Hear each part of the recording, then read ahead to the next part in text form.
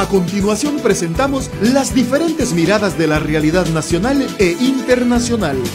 Las voces y opiniones desde una mirada amplia. En un contexto que necesita ser analizado a profundidad e ir directo al grano. Periodismo profundo y directo. Una producción de la Asociación de Medios Católicos de Honduras, AMECA. Directo al grano. Comenzamos.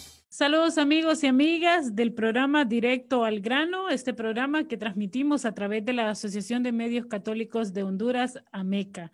En esta ocasión vamos a conocer la palabra, el accionar, la posición de la Iglesia Católica, especialmente de la que se ha organizado en la Comisión Interdiocesana a nivel nacional, para conocer su palabra en torno a la persecución política, la criminalización que están sufriendo las comunidades que defienden ahora mismo sus territorios y bienes naturales. Para conversar sobre este tema hemos invitado al padre Víctor Cámara, párroco de Nuestra Señora del Tránsito en Jutiapa, Atlántida. Qué bueno que nos acompaña, padre, en este espacio del Directo al Grano. Sí, muchas gracias y que podemos estar acá precisamente, y un saludo a toda nuestra audiencia y sí, con mucho gusto para compartir con todos ustedes. Bueno, y hoy estamos compartiendo cabina, entonces nos toca estar con mascarilla porque normalmente al invitado siempre lo tenemos del otro lado de la pantalla, pero hoy se nos ha dado el regalo de estar en el mismo espacio. Una gran coincidencia, no es normal tampoco. Bueno, y estar también como todos los viernes en este espacio Directo al Grano para llegar a ustedes, amigos y amigas, a través de las diferentes radios católicas que se unen a esta transmisión. Primero, padre, para comenzar esta plática, queremos saber ahora mismo, con todo lo que está pasando en Honduras, ¿qué podríamos decir que le está preocupando más a nuestra iglesia? Bueno, yo creo que lo que nos preocupa como iglesia es la situación por la que está pasando en nuestro pueblo. Yo llevo 23 años en el país como misionero desde el año 98, precisamente unos meses antes del huracán Mitch, y no he visto una situación tan crítica, tan difícil, de tanta, diría yo, como desesperanza en nuestro pueblo. La semana pasada, visitando comunidades rurales, me quedaba asombrado de cuánta gente se nos está marchando. Una comunidad pequeña me decían, se fueron 13 personas, de otra comunidad rural también se fueron 10, y se están marchando en grupos.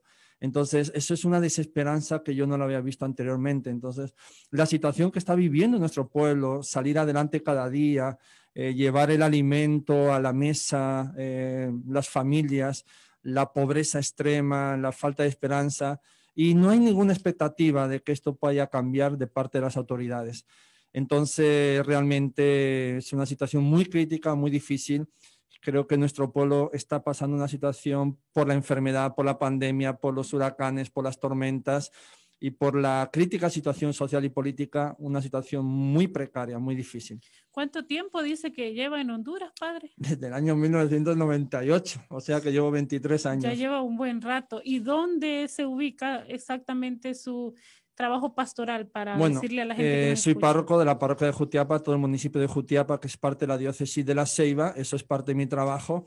Luego, pues, toda la organización que hemos ido desarrollando allá en el desarrollo de proyectos sociales a través de SERS Honduras, últimamente con un centro educativo también, Centro Educativo San Viator, una radio últimamente también, Radio Viator. Entonces hemos diversificado bastante, pero luego también tenemos un poco de incidencia a nivel nacional en la pastoral. Participo de la Comisión Nacional de Pastoral Social y últimamente de la Coordinación Interdiocesana también de 5 diócesis con ese enfoque de defensa territorial. Por estar en la Comisión Nacional de Pastoral Social, participo igualmente en la Comisión Nacional de Pastoral. Así que estoy como muy empapado de la realidad pastoral que está impulsando en estos momentos la Iglesia Católica de Honduras. Bueno, y este espacio se está transmitiendo a través de Radio San Viator. ¿De dónde vienen los San Viator? Bueno, San Viator, nuestra fundación es francesa. Después de la Revolución Francesa, nuestro fundador quiso crear, sobre todo en zonas rurales, una asociación de laicos, sobre todo para la educación, para la catequesis. No pensaba en una congregación religiosa, pero como que era una idea muy adelantada a su tiempo, casi 100 años antes del Concilio Vaticano II, y se creó una organización, una congregación religiosa. Pero después nosotros, desde los años después del Concilio Vaticano II, nuestra congregación recupera la idea original de nuestro fundador y hoy también constituimos lo que es la comunidad viatoriana, que la integramos laicos, comprometidos con el espíritu y el carisma viatoriano, pero igualmente laicos, sacerdotes, religiosos, o sea que somos como una pequeña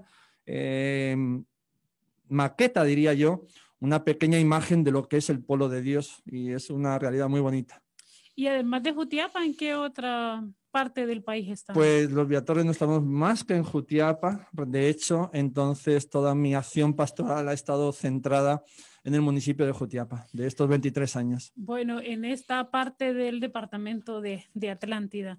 Padre, queremos saber, bueno, ¿qué significa, para contarle a la gente que nos está viendo y escuchando, la Comisión Interdiocesana? Hemos visto en los últimos meses conferencias de prensa de esta Comisión Interdiocesana, posicionamientos ante la crisis que atraviesa el país, pero cuéntenos cómo nace este espacio.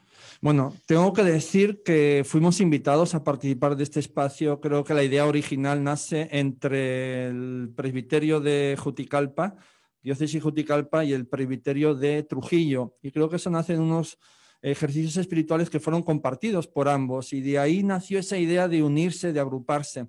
El año pasado, hace un año, en plena pandemia, como por agosto, recibimos la primera invitación, o sea, vamos a cumplir un año de andar caminando para reunirnos, y nos hemos estado reuniendo de manera frecuente, periódica, no esperando mucho tiempo, y como que el detonante eran los casos críticos de problemas por los proyectos extractivos, especialmente el caso Guapinol. Entonces eso nos convocó, nos unió.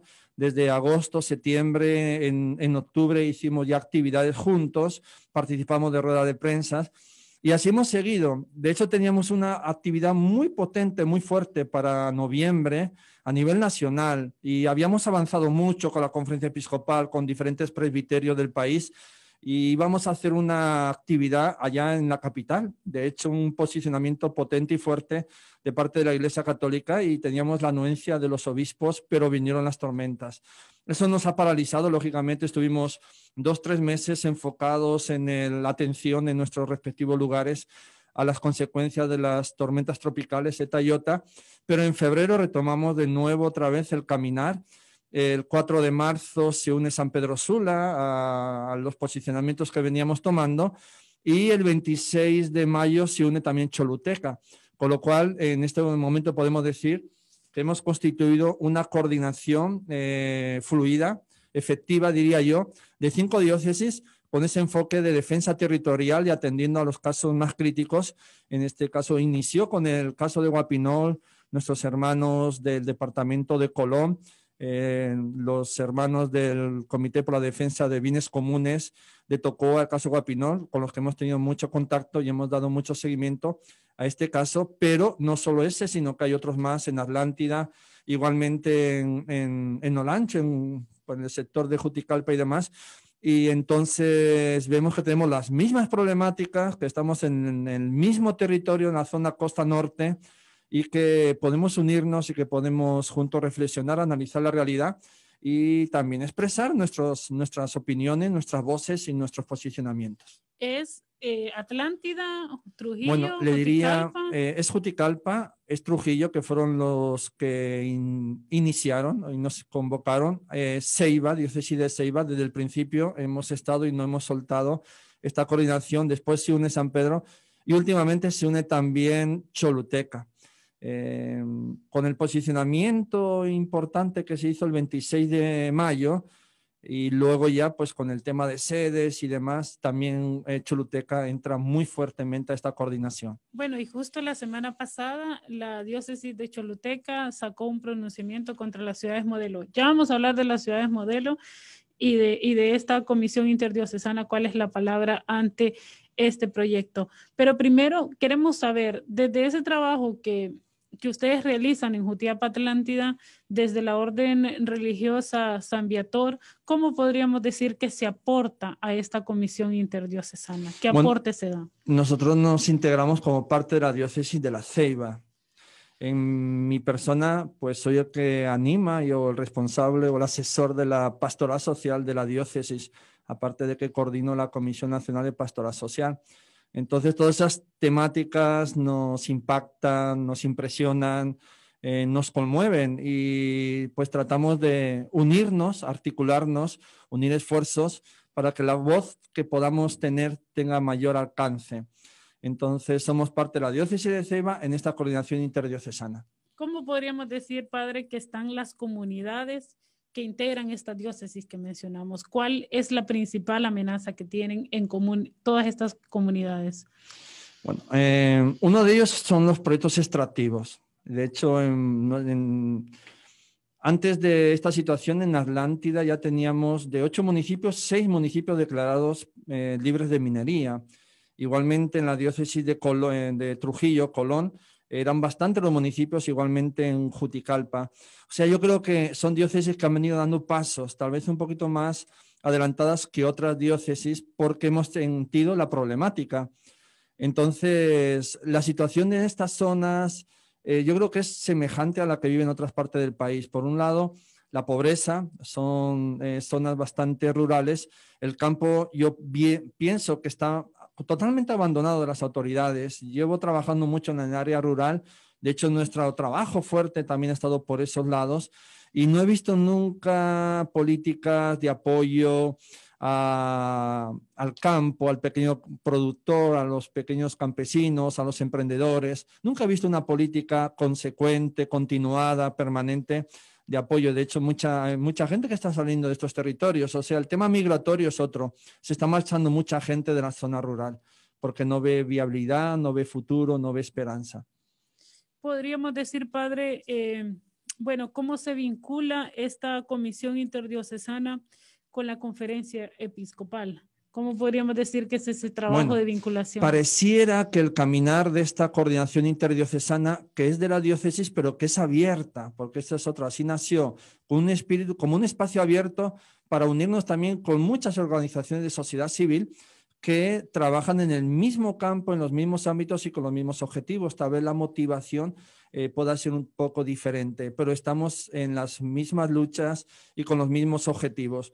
Entonces, desde el principio, esta coordinación quiso ser abierta y es algo que no podemos perder de vista.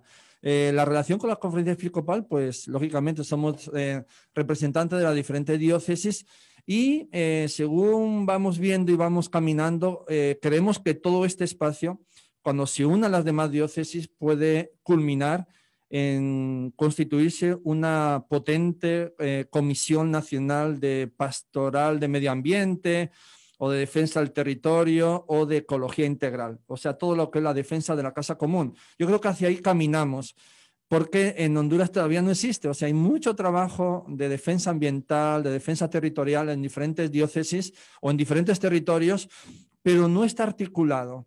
Y yo creo que, de hecho, en el 2018 participamos de en una asamblea nacional de pastoral, que era este tema, la Iglesia cuida la casa común. De hecho, estuvimos en la coordinación de esta asamblea y uno de los acuerdos fue que se creara la Comisión Nacional de Medio Ambiente, pero no se ha logrado.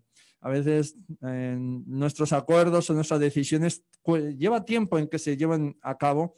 No se ha logrado, pero yo creo que este es el mejor esfuerzo, el mejor intento que yo he visto, que yo he conocido y que pueda llegar a alcanzar ese objetivo. ¿Y esta comisión está dando un aporte de enriquecer a la conferencia episcopal o cómo lo podríamos describir a la gente que nos esté escuchando? Bueno, le mencioné anteriormente que para noviembre teníamos una actividad fuerte, potente, un planteamiento que iba a ser en la capital y simultáneamente en cada una de las diócesis. Para eso se presentó todo el programa, todo el proyecto a la conferencia episcopal, nos dieron el espacio. Después el segundo paso era poder presentarlo a los diferentes presbiterios del país. Se hizo con Tegucigalpa, se hizo con San Pedro, cuando ya estaban empezando las primeras lluvias del primer huracán, y se iba a hacer con Choluteca cuando ya no se pudo, porque ya no teníamos ni luz, ni internet, ni nada. O sea que había una total apertura de la conferencia episcopal, igualmente de los presbiterios y de las diócesis.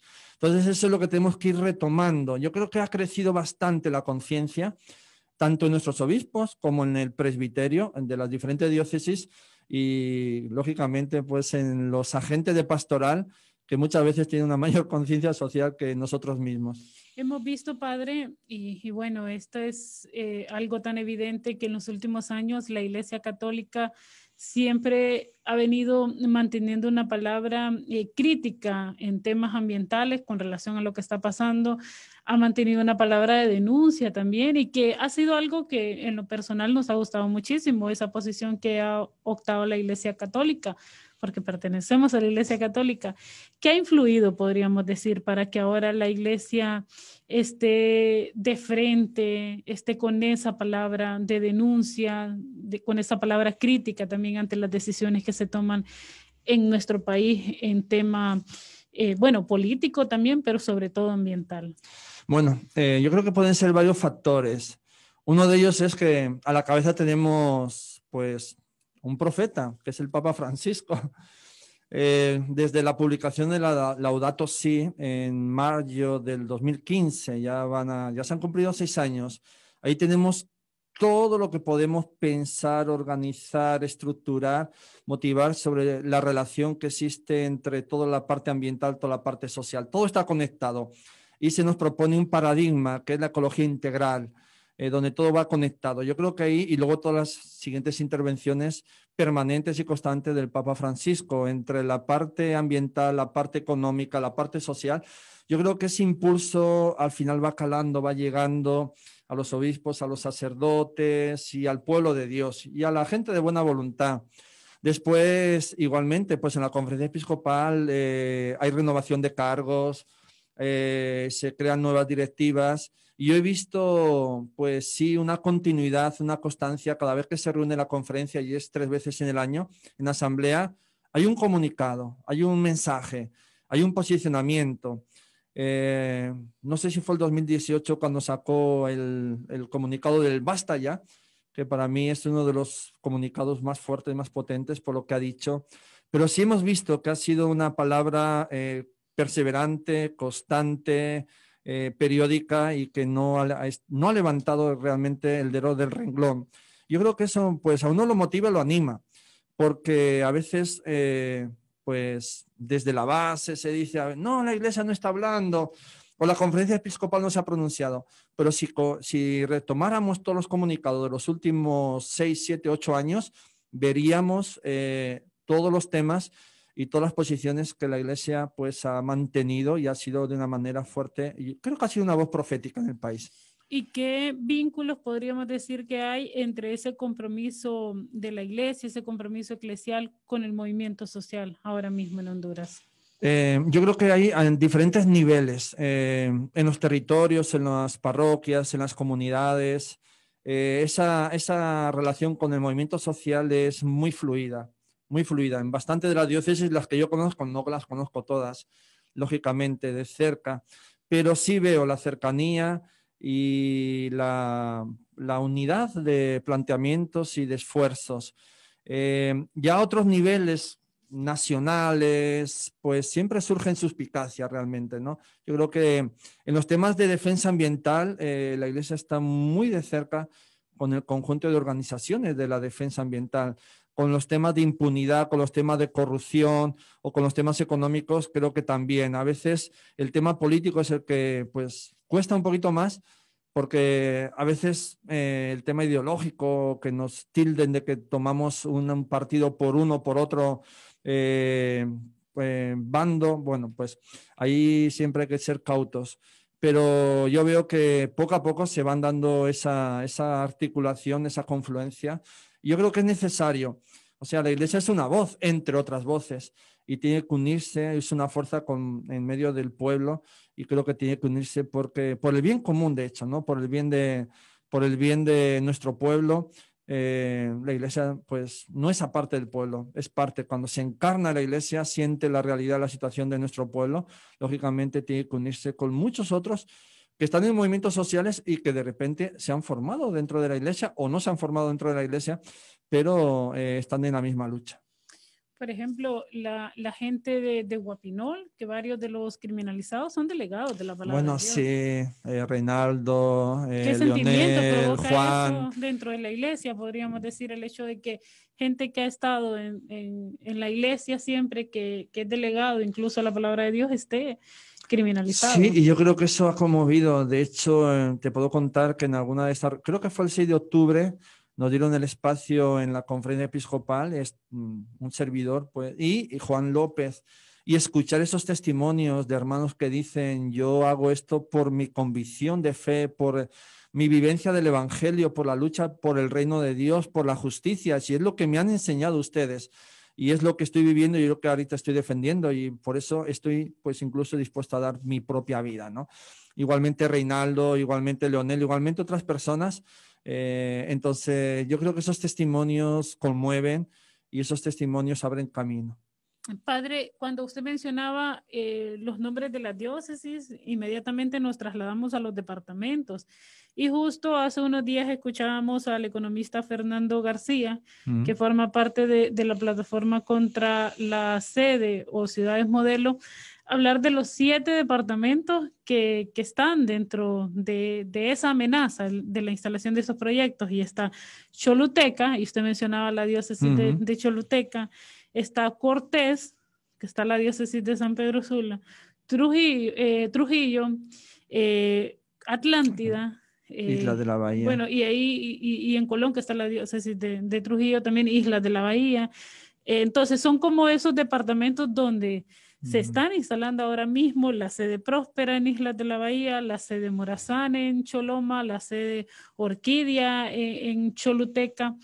¿Cuál es la palabra que tiene la Iglesia frente a la instalación de estos proyectos? Y nos parece como una coincidencia buena que sean estas diócesis las que ahora mismo estén organizadas así en esta comisión, en los lugares donde se van a instalar estas sedes. Y que, como he mencionado anteriormente, llevábamos un año prácticamente en reuniones, en coordinación virtuales por estos medios, pero permanentes, semanales, bueno, quincenales o mensuales.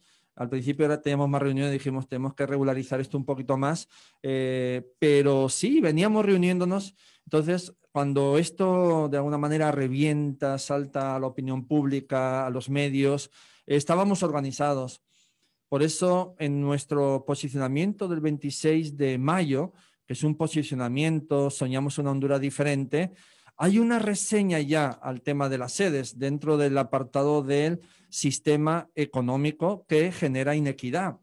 Entonces, pero no había saltado todavía ese tema fuertemente como lo ha hecho durante todo el mes de junio.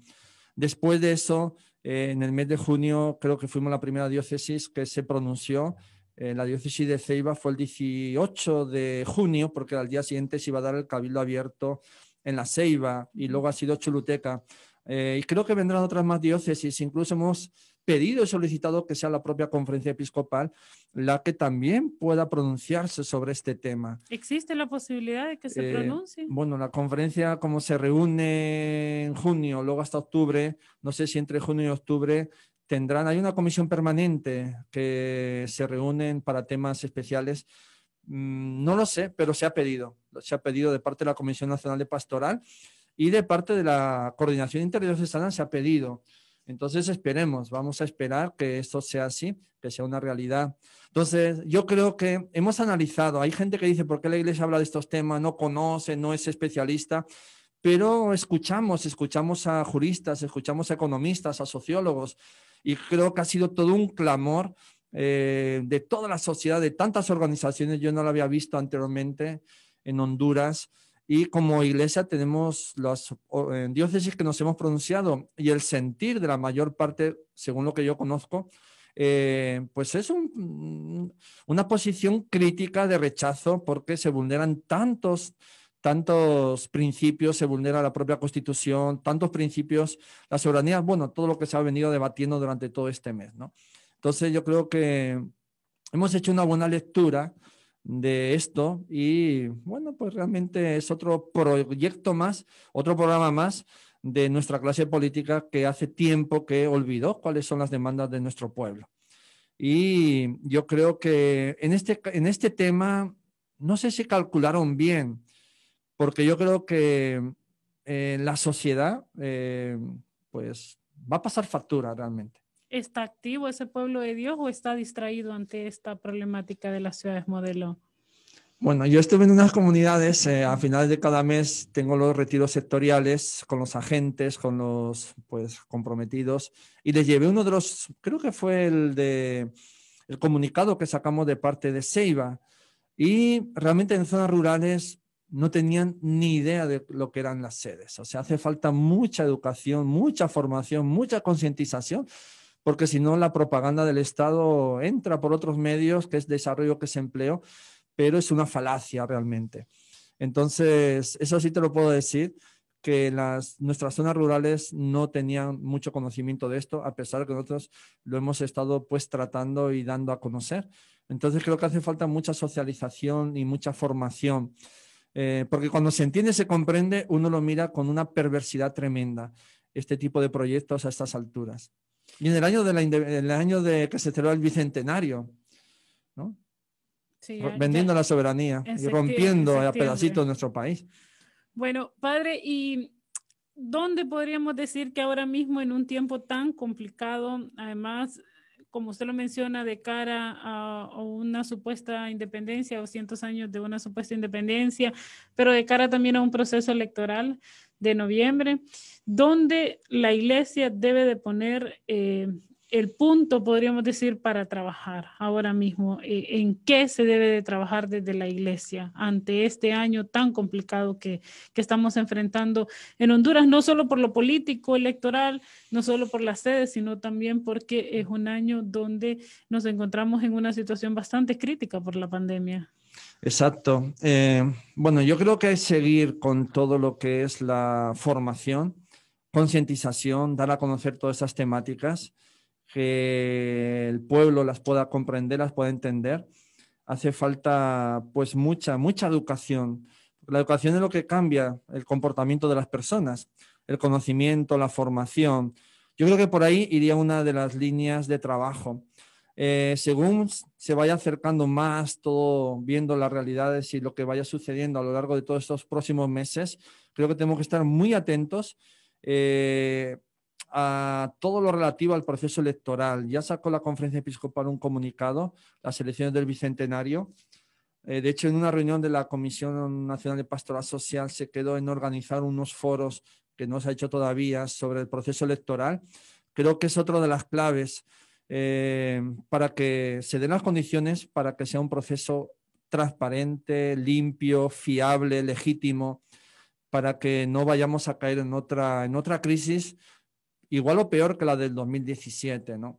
Luego la voz, la palabra constante y permanente. Yo creo que cada vez se van oyendo más voces de diferentes personas dentro de la Iglesia, no solamente la Conferencia Episcopal, sino, bueno, pues esta coordinación interdiocesana también ha hecho posicionamientos, ha hecho rueda de prensa, pero tenemos que seguir profundizando más en esto.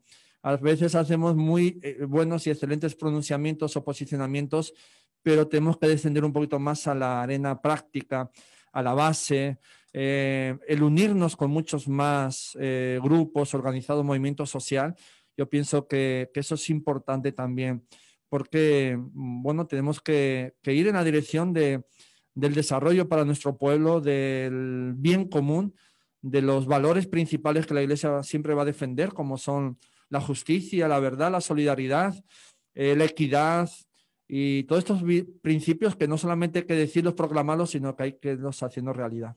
Y en medio de esa realidad, ¿dónde encontramos esas luces de esperanza? ¿De dónde nos agarramos para seguir caminando en ese camino que va hacia la recuperación de Honduras? Uh-huh. Bueno, yo creo que hay esperanza en la Iglesia desde la voz del Papa Francisco. Hay esperanza en este proceso que también se está llevando en toda América Latina y el Caribe, que es la primera asamblea eclesial de América Latina y el Caribe, y en todas las parroquias y en toda la diócesis se está reflexionando sobre esos temas que son comunes a América Latina y el Caribe, pero que inciden mucho en nuestra propia realidad. Yo espero que eso también ayude a nuestro pueblo. Hay esperanza en tantas personas dentro de la Iglesia que siempre tratan, ¿verdad?, de dar lo mejor de sí mismas, de comprometerse en todas estas organizaciones, en el tema ambiental, en el tema de defensa territorial, en el tema por la justicia. Hay muchas personas muy comprometidas. De hecho, en todos los departamentos donde tenemos proyectos extractivos o tenemos personas criminalizadas, yo creo que en todos esos lugares la Iglesia está muy de cerca en la defensa de los derechos humanos, de la dignidad de la vida. Yo creo que hay esperanza al final en nuestro propio pueblo. Yo creo confiar en las personas, en su sabiduría popular. Yo creo que ahí también hay esperanza, porque nuestro pueblo puede ser manipulado, puede ser a veces vejado de muchas formas, de muchas maneras, pero hay una dignidad que no se puede violar. Gracias, Padre. Sin duda alguna vamos a seguir buscándole para conversar en estos espacios de Directo al Grano y seguir conociendo esa palabra, pero sobre todo ese accionar de nuestra Iglesia Católica. Muchas gracias por acompañarnos en Directo al Grano. Bueno, muchísimas gracias y muchas bendiciones y ánimo, ¿verdad? Porque son muchos los retos, pero también tenemos mucha capacidad y muchas posibilidades. Agradecemos al Padre Víctor Cámara, él es el párroco de Nuestra Señora del Tránsito en Jutiapa, Atlántida. Y agradecemos a ustedes, amigos y amigas, por estar en la sintonía de este espacio de Directo al Grano. Nos escuchamos en una próxima ocasión. Quedó informado e informada con las diferentes miradas de la realidad nacional e internacional. Escuchó las voces y opiniones desde una mirada más amplia. Solo aquí, Directo al Grano. Periodismo profundo y directo. Una producción de la Asociación de Medios Católicos de Honduras, AMECA. Hasta un siguiente programa. Desde Radio Progreso y el ERIC, compartimos con ustedes esta reflexión sobre la realidad desde nuestra fe. Mi nombre es Leticia Castellanos y el enfoque de fe para esta semana se titula Talante Eclesial para nuestros tiempos. Monseñor Romero, nuestro santo patrón de los pobres de la tierra, dijo en medio del conflicto salvadoreño que el problema no era entre él y el gobierno, sino entre el gobierno y el pueblo, y que él estaba con el pueblo. Tan claro nadie lo pudo decir. En nuestra realidad actual hondureña, el conflicto no es entre izquierdas y derechas, sino entre un gobierno corrupto y narcotraficante y quienes defienden el Estado de Derecho y la dignidad humana. Como dijo de nuevo Monseñor Romero, en toda coyuntura política, lo que importa es el pueblo pobre. Según como le va a los pobres, así le ha de ir a la iglesia. Y en esas estamos. No puede existir una iglesia acomodada a los intereses de quienes tienen poder, mientras a las hijas e hijos de Dios se les humille, reprima, se les encarcele y se les mate. Un tiempo atrás, los analistas decían que en Honduras vivimos en un estado degradado. Hoy ya no es así.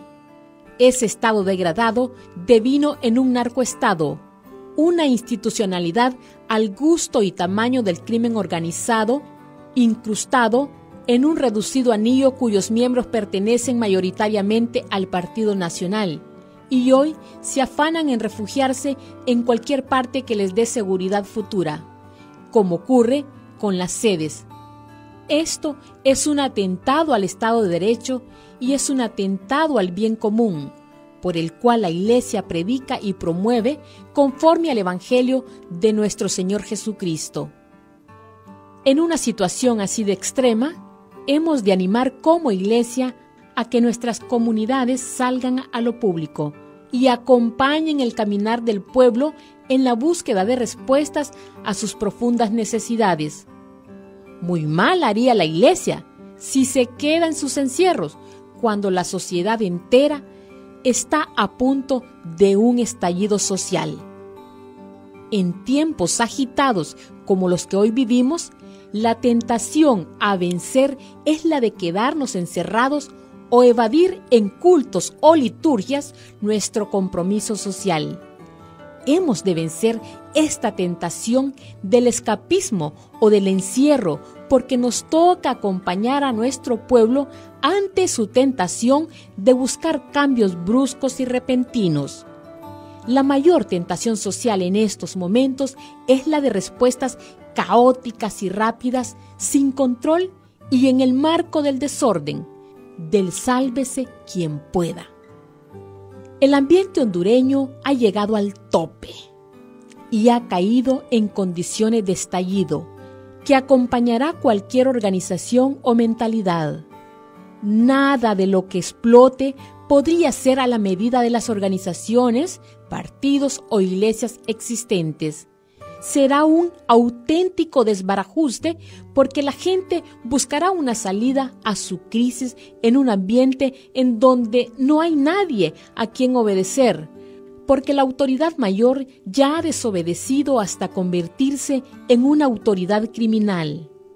Si no hay a quien obedecer, hemos caído en el caos, en una situación a la que los sociólogos llaman anomia, es decir, no tener a quien obedecer, ni una organización que controle.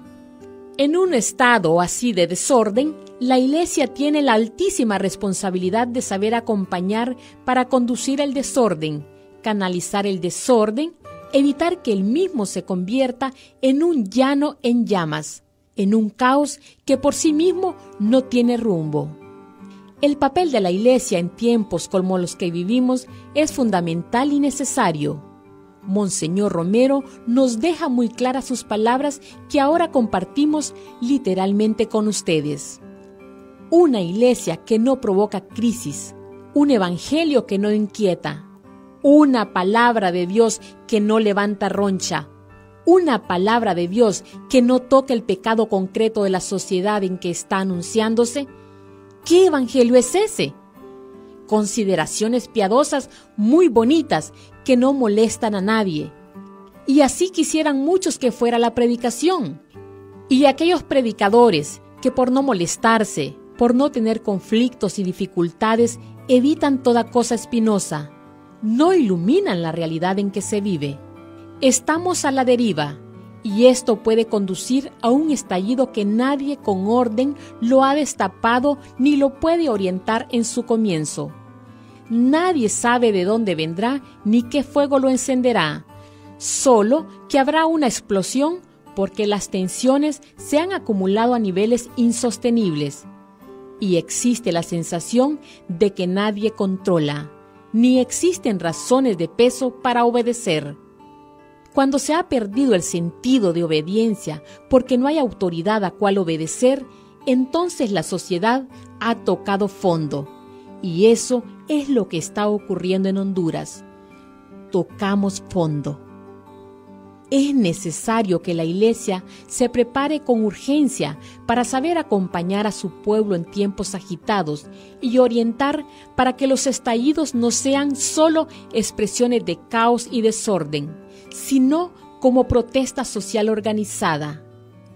Hemos de recordar que la protesta social es muy propia de la gente organizada y la organización es parte del mensaje social de la Iglesia. Ya lo dijo el Papa Francisco, la organización popular es una bendición, y San Romero dijo que un pueblo organizado se hace respetar.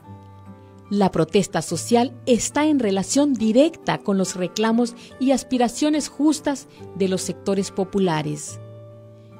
Cuando un gobierno como el actual ha dado muestras irrefutables de gobernar con agendas criminales, las protestas sociales son necesarias y patrióticas. Por ello, las protestas sociales deben alentarse, enriquecerse, analizarse y se debe acompañar a los sectores populares que se van despertando de su letargo. Porque un pueblo que no protesta en tiempos de grandes injusticias no merece llamarse pueblo. Y en saber conducir el estallido que se ve venir para que se convierta en protesta popular, se juega su papel y su misión la Iglesia en estos tiempos agitados.